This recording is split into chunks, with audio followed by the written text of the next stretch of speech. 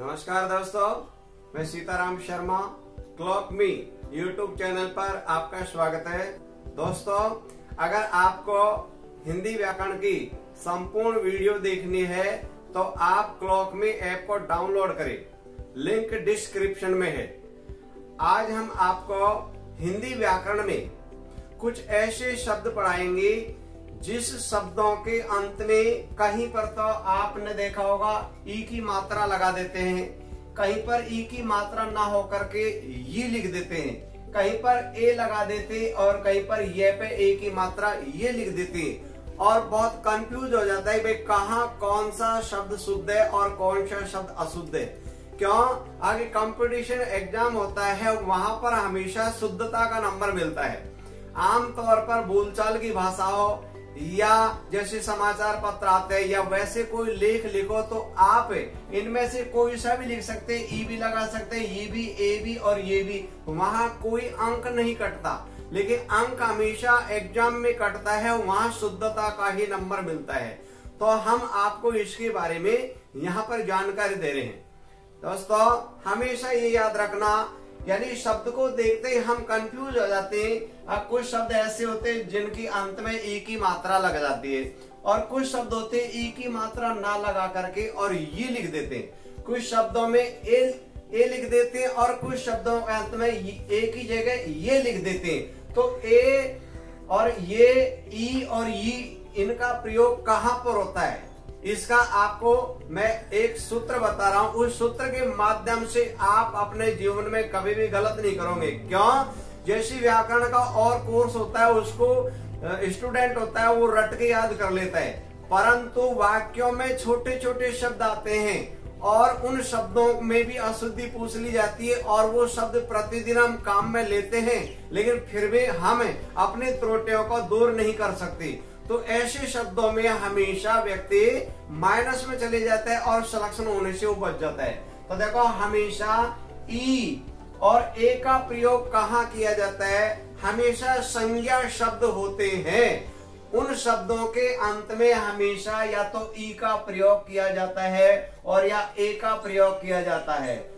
संज्ञा शब्दों में कभी भी ई और ये का प्रयोग नहीं किया जाता। पहला नंबर ये ध्यान देंगे। संज्ञा किसे कहते हैं? किसी वस्तु, व्यक्ति, स्थान एवं भाव का बोध होता है, उसे संज्ञा कहते हैं। तो ध्यान दीजिए, जैसे आ गया मिठाई, देख लो, अगर मिठाई को हम ये लिख देते हैं, ऐसे इस प्रकार से लिख देंगे, मान लीजिए यहाँ पर जैसे मिठाई ऐसे इस प्रकार से लिख दी तो ये बिल्कुल ही अशुद्ध हो जाएगा और व्यक्ति को कभी भी नंबर नहीं मिलेगा। तो ये मिठाई शब्द संज्ञा है, इसलिए संज्ञा में हमेशा ई का प्रयोग किया जाता है और ए का। जैसे आ गया चटाई, चटाई शब्द संज्ञा है, तो इसमें देखो ई लिख दिया है, अगर इसमें ई की जगह ई लिख देंगे बिल्कुल गलत हो जाएगा। ऐसे रजाई है, रजाई संज्ञा है और इसमें ई का प्रयोग हो गया, यहाँ देख लो, अगर ये लिख देते, ये जोड़ देते, बिल्कुल ये गलत हो जाता है। ऐसे सिंचाई देख लो, यहाँ पर अगर मान लीजिए ई की जगह ये लिख देंगे तो ये बिल्कुल गलत हो जाएगा। तो हमेशा संज्ञा शब्द होते हैं, वहां हमेशा ई वर्ण का प्रयोग किया जाता है। अब ध्यान दीजिए, ए का प्रयोग भी संज्ञा में किया जाता है। जैसे आ जाता है कुए, जैसे कौ ए, जैसे कछ ए। अगर मान लीजिए कुएं को हम ऐसे इस प्रकार लिख देंगे, क्योंकि कुआ शब्द संज्ञा है, अगर ये लिख दिया तो ये बिल्कुल गलत हो जाएगा और व्यक्ति के माइनस में चले जाता है। इसलिए संज्ञा शब्द होते हैं, वहां पर ई और ए का प्रयोग किया जाता है। देखो, ये कुएं है वो संज्ञा है, कौवे संज्ञा है, कछुए संज्ञा है। अब ध्यान दीजिए दोस्तों, जैसे आ जाता है माता संज्ञा है और इसमें होगा माताएं। अब ध्यान दीजिए, जैसे मान लीजिए ये ए है, ये भी ए है और ये भी ए है, लेकिन इसमें चंद्र बिंदु का प्रयोग कर दिया गया। तो ध्यान दीजिए, ये आपके लिंगों में भी काम आने वाले हैं। ये सूत्र है, कभी भी यानी जो पुल्लिंग शब्द होता है उसका बहुवचन बनाने पर केवल ए ही लिखा जाता है। जैसे कुआ एक वचन है और कुएं होगा बहुवचन, कौवा एक वचन है और कौवे बहुवचन, कछुआ एक वचन है और कछुए बहुवचन है। तो यानी यहाँ पर इसी प्रकार का ए लिखेंगे, चंद्र बिंदु का प्रयोग नहीं किया जाता। लेकिन ध्यान दीजिए दोस्तों, चंद्र बिंदु का प्रयोग हमेशा जो शब्द स्त्रीलिंग होते हैं उनको बहुवचन बनाने के लिए हमेशा ये चंद्र बिंदु वाला ए का प्रयोग किया जाता है। जैसे देखो माता संज्ञा है और माता स्त्रीलिंग शब्द है तो माता ए। अगर इसमें हमने मान लीजिए ऐसे लिख देंगे अगर माता ए तो ये शब्द है बिल्कुल अशुद्ध होता है। क्यों? अब इसका यानी जो स्त्रीलिंग शब्द होते हैं उसका बहुवचन बनाने पर हमेशा ए जो रहता है वहां चंद्र बिंदु का प्रयोग किया जाएगा, तभी वो शुद्ध होता है, अन्यथा वो शब्द अशुद्ध हो जाता है। ऐसे देखो लताएं यानी लता शब्द है वो स्त्रीलिंग है और लता शब्द संज्ञा भी है, तो यहाँ पर है तो यही, लेकिन इसमें इसका प्रयोग पुल्लिंग शब्दों के साथ कर दे जाते हैं और इसी में चंद्र बिंदु लगा दिया तो वो स्त्रीलिंग शब्दों के साथ में किए। जैसे कन्याएं आ गया, जैसे बालाएं आ गया, जैसे छात्राएं आ गया, तो ऐसे इस प्रकार से जितने भी जो स्त्रीलिंग शब्द होते हैं और उनको बहुवचन बनाते समय एक ही ए लिख करके और वहां ऐसा चंद्र बिंदु लगा देंगे तो बिल्कुल शुद्ध हो जाता है। अब अगर मान लीजिए हम यहाँ पर अगर मान लीजिए एक ही जगह हम ये लिख देंगे माता ये, तो ये वाला जो शब्द है वो दोस्तों बिल्कुल अशुद्ध हो जाएगा और माइनस में चले जाते हैं। इसलिए हमको हमेशा ई और ए का प्रयोग हमेशा पुल्लिंग शब्द तथा संज्ञा शब्द होते हैं और स्त्रीलिंग शब्द होते हैं उन दोनों में प्रयोग किया जाता है। आगे ध्यान दीजिए, हमेशा यानी ये शब्द और ये, भाई ई और ए का तो हमने बता दिया, अब ले लेते ये और ये, यानी ये और ये का प्रयोग कहाँ किया जाता है? हमेशा जो क्रिया शब्द होते हैं उन शब्दों के अंत में हमेशा या तो ये का प्रयोग किया जाता है और या ये का प्रयोग किया जाता है।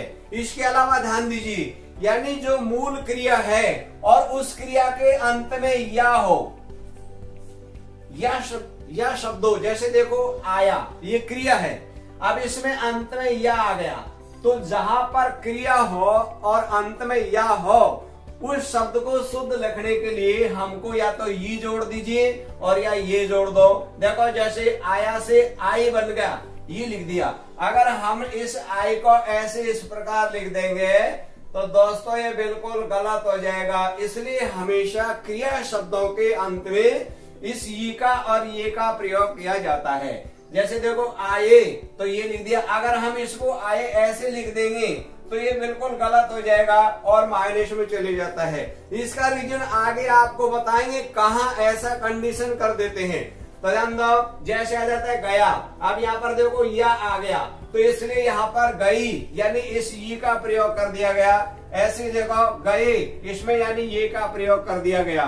तो जो भी क्रिया शब्द होते उन शब्दों में ये और ये का प्रयोग कर दिया जाता है। जैसे खाया तो यहाँ पर या आ गया, इसलिए देखो खाई और ये लिख दिया। अगर इस खाई को हम मान लीजिए ई जोड़ देंगे ऐसे, ये ना लिख के और ई जोड़ देते तो बिल्कुल गलत हो जाता है। वो तो खाई शब्द देखो ये खाई ऐसे लिख दिया है तो ये तो वो होगी संज्ञा होगी। खाई का अर्थ होता है गड्ढा, क्योंकि संज्ञा शब्दों में ई का प्रयोग किया जाता है। जो गड्ढा होता है खाई उसको ये कहते हैं। तो इसलिए अगर मान लीजिए क्रिया की जगह ये लिख दिया हमने ये वाला तो बिल्कुल गलत हो जाएगा। आगे वाला है, यहाँ पर देखो जैसे आ जाता है लाया तो इस शब्द के अंत में क्या आ गया? ये आ गया, इसलिए यानी या आ जाता है तो वहां पर हमको ये और ये जोड़ देंगे। तो लाया मूल शब्द है तो लाई हो गया, ये वाला ये जोड़ दिया है और ये लाए तो ये ए जोड़ दिया। अगर मान लीजिए हमने ऐसे इस प्रकार से लिख दिया लाए तो ये बिल्कुल गलत हो जाएगा। इसलिए शब्दों की शुद्धता पर हमेशा कंपटीशन एग्जाम में तभी नंबर मिलता है, तब जाके शब्द शुद्ध होते हैं। अब यहाँ पर देखो दोस्तों, जैसे आगे वाला है नियम, कहीं पर भी अगर मान लीजिए कोई मूल शब्द होता है और उसके अंत में आ होता है, ये आपको टेंशन रखने की जरूरत नहीं है। एक ही शब्द है, कहीं भी किसी शब्द के अंत में अगर आ हो स्वर तो वहां पर हमको ई और ए का प्रयोग कर दिया जाता है, यानी ए लिख देंगे और ए लिख देंगे। जैसे हुआ तो यहाँ पर क्या आ गया? आ। यहाँ तो या था इसलिए ई और ये का प्रयोग किया जाता है। लेकिन अगर मान लीजिए आ जाता है तो वहां शब्द के अंत में यानी ई और ए जोड़ देते तो हुआ शब्द का बनेगा हुए, ये ई जोड़ दिया है और हुए ये ए जोड़ दिया है। इस वाले पॉइंट को भी आपको ध्यान देना है। अब यहाँ पर हम आपको आगे वाला बता रहे हैं, यानी तीसरा वाला जो पॉइंट है उसको ध्यान दीजिए। अगर कहीं पर भी मान लीजिए संयुक्त क्रिया होती है दोस्तों, संयुक्त क्रिया क्या होती है इसमें, यानी दो क्रिया होती है। कितनी क्रिया होती है? दो क्रिया होती है। तो दो क्रिया जहां पर भी होती है वहां पर हमेशा, यानी उस शब्द के अंतिम जो क्रिया होती है, पहली क्रिया नहीं दूसरी जो क्रिया होती है, उसमें हमेशा ई और ए का प्रयोग किया जाता है। जैसे ध्यान दीजिए, हस्ती आई, यहाँ पर देखो एक क्रिया तो होगी हस्ती और दूसरी क्रिया होगी आई। तो यहाँ पर देखो, यहाँ पर आए यानी ई का प्रयोग कर दिया गया, जबकि ई का संज्ञा में होता है ना। लेकिन जहां पर दो क्रिया होती है तो पहली क्रिया पर हमको ध्यान नहीं देना, ध्यान दीजिए, यानी ई और ए का प्रयोग कब किया जाता है? दूसरी क्रिया में। जैसे हंसते और आई, अगर मान लीजिए हम इसको आई ऐसे लिखेंगे तो ये वाला बिल्कुल गलत हो जाएगा और नंबर नहीं मिलेगा। क्यों? आखिर यहाँ पर दो क्रिया है, एक तो हंसते पहली क्रिया है और दूसरी क्रिया है आई। जैसे देखो हंसते गए, यानी यहाँ पर ए का प्रयोग कर दिया गया। अगर हम इसको गए ऐसे लिख देंगे तो यहाँ पर बिल्कुल गलत हो जाएगा। क्यों? जहाँ पर दो क्रिया होती है तो अंतिम जो क्रिया होती है वहां ई और ए का प्रयोग किया जाता है। ध्यान दीजिए। अब यहाँ पर देखो, जैसे चले गए, यहाँ पर यानी ई आ गया, चले गए यहाँ पर ए आ गया। जैसे पढ़े गए, जैसे पढ़ी गई, यानी दो क्रिया होगी। ठीक है दोस्तों, अब ध्यान दीजिए, अगर मान लीजिए कोई ऐसी संयुक्त क्रिया, अगर मान लो ऐसी कोई संयुक्त क्रिया जिसमें, ऐसी संयुक्त क्रिया जिसमें यानी ई लिखे या ई लिखे, ये लिखे या ए लिखे, ये ध्यान देना है। जहां अगर किसी भी शब्द में मान लो यहाँ तो ई की मात्रा थी केवल, यानी तय शब्द था, लेकिन अगर मूल शब्द ई है या ई है या ये है या ए है तो वहां नियम क्या होता है? कहीं पर भी अगर मान लीजिए दो क्रिया होती है दोस्तों, तो जो भी प्रथम क्रिया होती है, यानी प्रथम क्रिया होती है, प्रथम क्रिया, तो प्रथम क्रिया में हमेशा हमको ये और ये का प्रयोग किया जाएगा। और जो दूसरी क्रिया होती है दोस्तों, यानी द्वितीय क्रिया, इसको क्या बोलेंगे? द्वितीय क्रिया।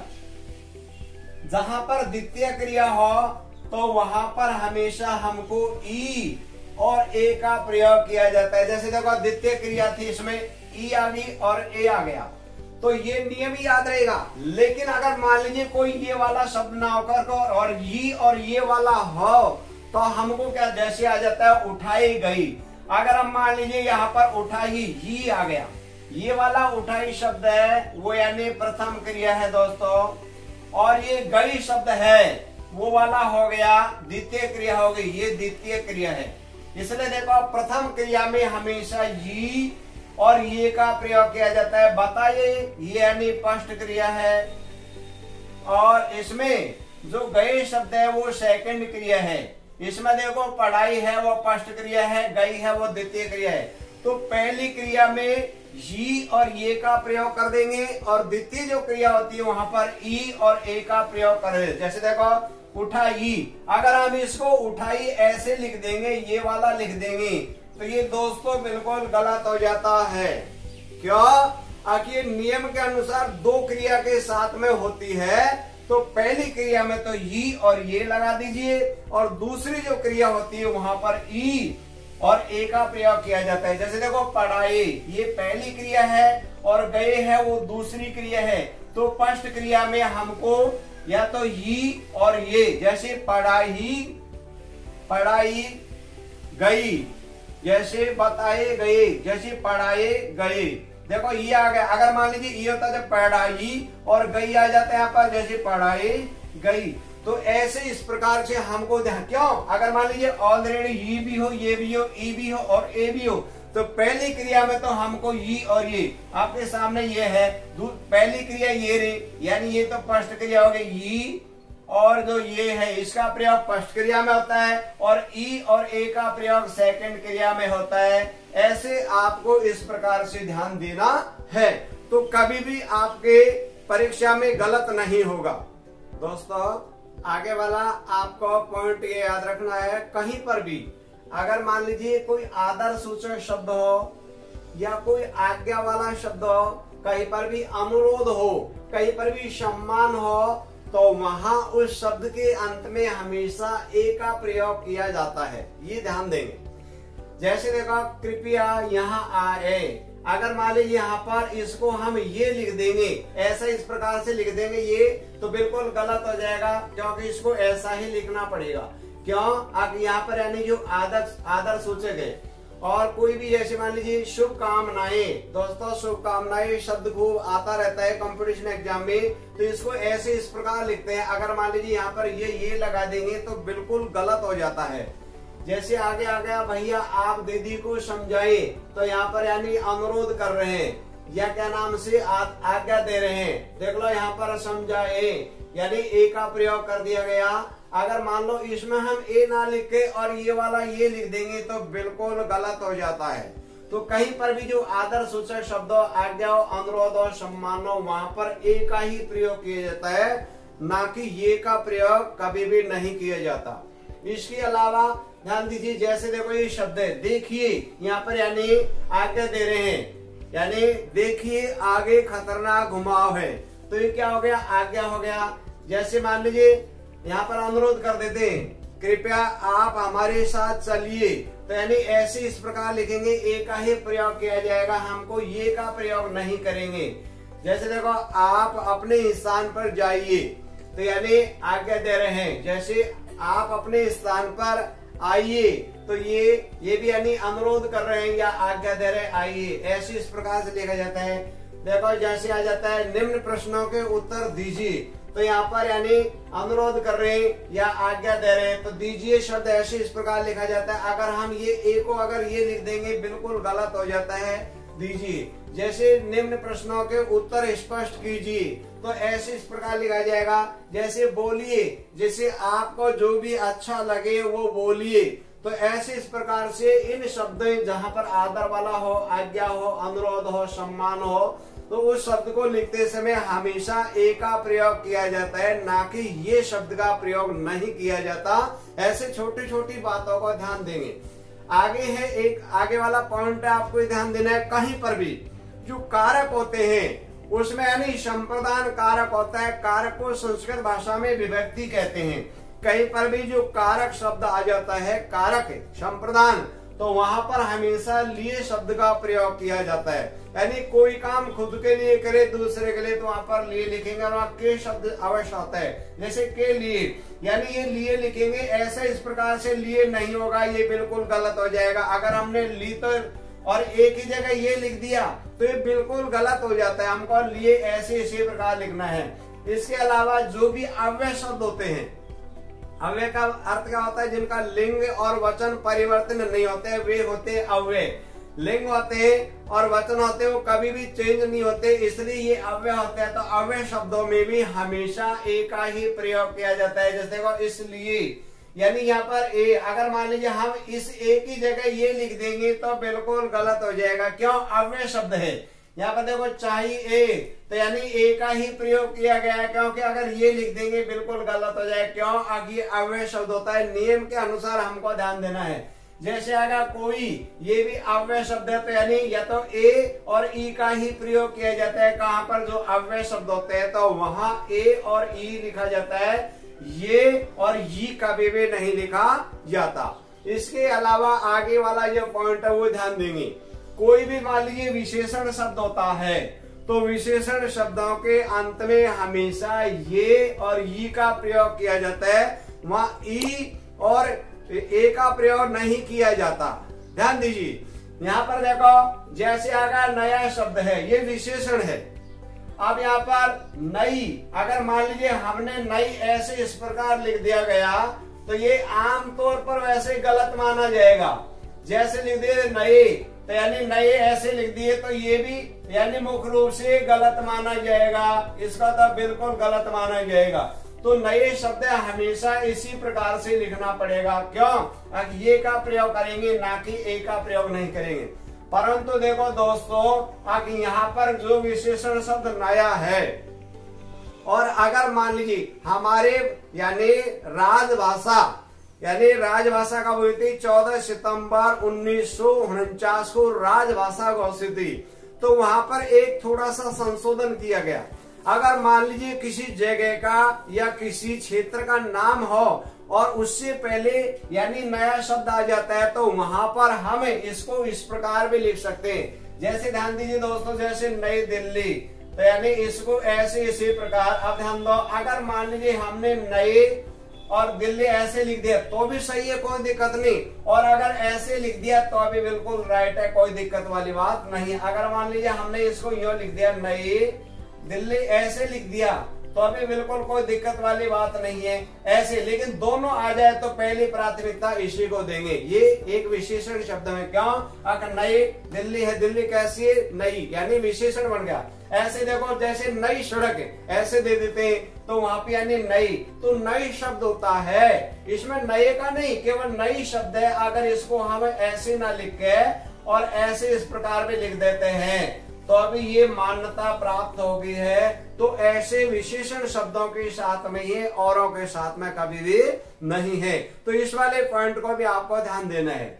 आगे वाला, अगर मान लीजिए कहीं पर भी जो मूल शब्द होते हैं, मूल शब्द क्या होते हैं? जिसमें वो मूल रूप से उन्हीं वर्णों के माध्यम से बने वो मूल शब्द होते हैं। तो मूल शब्दों में हमेशा ई और ये का ही प्रयोग किया जाता है, ना कि ई और ए का प्रयोग कभी भी नहीं किया जाता। जैसे देखो स्थाई, अब इसको दोस्तों अगर मान लीजिए हम ऐसे इस प्रकार से स्थाई लिख देंगे यूं, तो ये दोस्तों बिल्कुल गलत हो जाता है। हाँ, अगर कंपटीशन एग्जाम नहीं है और वैसे अखबारबाजी होती है या वैसे आप कोई लेख लिख रहे हैं वहां लिख दिया, वहां नंबर नहीं कट रहा। लेकिन कंपटीशन एग्जाम में तो जो शुद्धता का ही नंबर मिलता है, यानी इसलिए हमको स्थाई ऐसे लिखेंगे। जैसे वरदाई, यहाँ ई का प्रयोग नहीं करके ई का ही प्रयोग करेंगे। जैसे अनुयायी, तो ई का ही प्रयोग करेंगे। जैसे अव्ययी, यानी ई का प्रयोग करेंगे। देखो अव्ययी भाव समास भी ऐसे इसी प्रकार लिखा जाता है। अगर हमने इसको ऐसे लिख दिया यह प्रकार के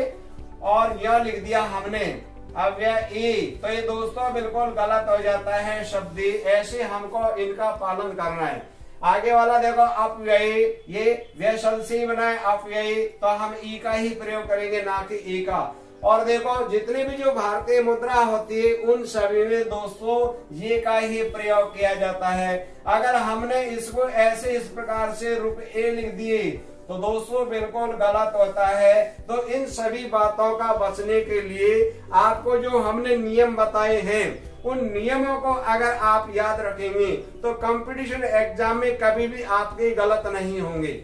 बस छोटी सी, अब देखो कंपटीशन एग्जाम में वाक्यों में भी पूछ लिए जाते और शब्दों में भी पूछ लिए जाते और संपूर्ण व्याकरण है उसको तो जो कैंडिडेट होता है यानी परीक्षार्थी होता है वो याद कर लेता है, परंतु छोटी छोटी जो बातें होती है, छोटे छोटे शब्द होते हैं उनको याद नहीं रखता।